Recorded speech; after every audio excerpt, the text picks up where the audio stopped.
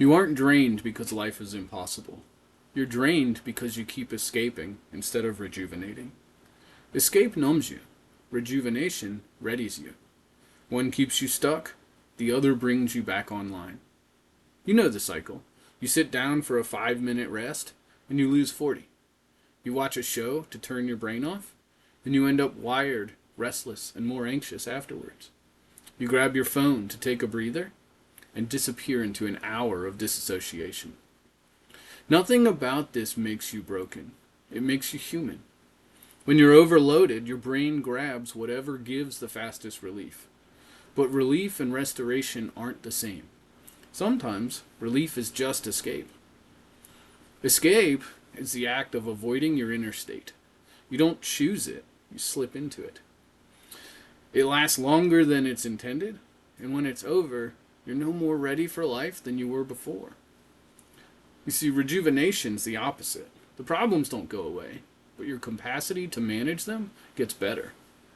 Rejuvenation isn't about comfort. It's about reloading your frontal lobe, calming your stress physiology, and clearing enough mental space to try again.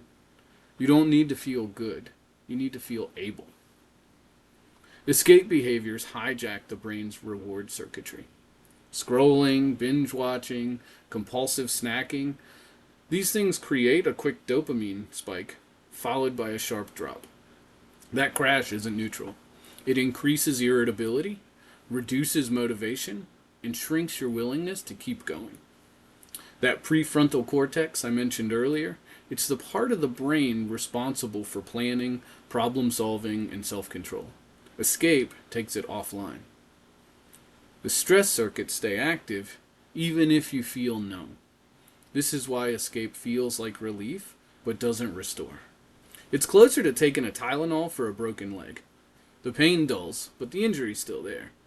Same is true for Netflix and TikTok, and probably the reel you're watching right now. Escape interrupts awareness, not stress. And that's not necessarily bad. Tylenol numbing pain can be helpful, but it's not all that needs to happen for the leg to heal. Rejuvenation activates a completely different set of systems. The goal isn't pleasure, it's regulation. When you take a slow walk, breathe deeply, journal, shower, stretch, tidy a small space, engage in meaningful conversations with people you like, you activate the parasympathetic nervous system. This helps your heart beat at a more consistent intervals. It lowers your cortisol, and it reopens access to the prefrontal cortex. And that matters because the prefrontal cortex is what lets you tolerate discomfort. It's what gives you perspective. It also lets you think, I can try again, instead of, I can't do this. Rejuvenation literally restores bandwidth. A good historical example, Winston Churchill took naps every day during World War II. He wasn't escaping.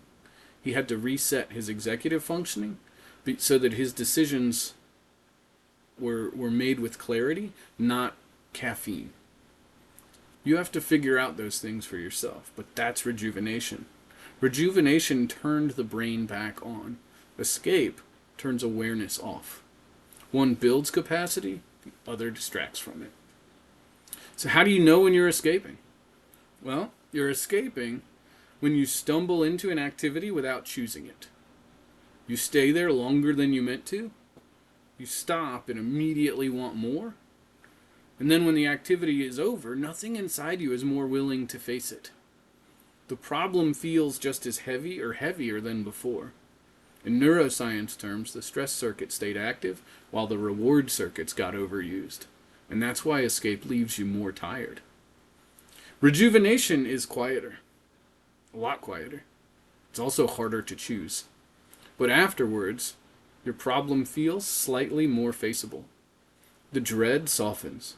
You feel more capable of taking that next step, even though you still don't want to do it. Nothing dramatic, just capacity returning. Cortisol is down, prefrontal cortex is up. Parasympathetic is engaged, and that's rejuvenation. So here's a simple rule to know whether you're escaping or you're rejuvenating. If you finish a task, if you finish something you enjoy and you feel more able to re-engage with life, it was rejuvenation. If you finish and immediately you want to hide again, it was escape. That's it. Life doesn't require that you be motivated or inspired or fearless. It only requires you to be willing. Escape steals that willingness. Rejuvenation returns it. So choose activities that restore your capacity, not the ones that sedate your discomfort. Now, I'm not going to give you a to-do list of self-care items. I am going to ask you to choose activities intentionally rather than by default. Notice how you feel afterwards. Energy up, do more of it. Energy down, do less of it. Your life changes when you stop numbing the parts of you that are trying to come back online. Your future self doesn't need a hero. It just needs someone who can try again tomorrow.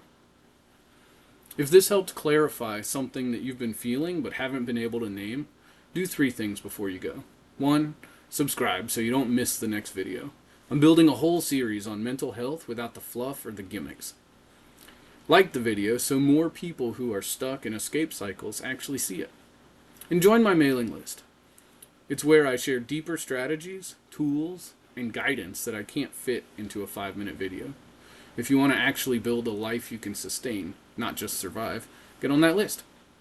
You can also start with a free Fresh Start inventory. Links are in the description. And remember, you don't have to feel amazing. You just have to stay willing.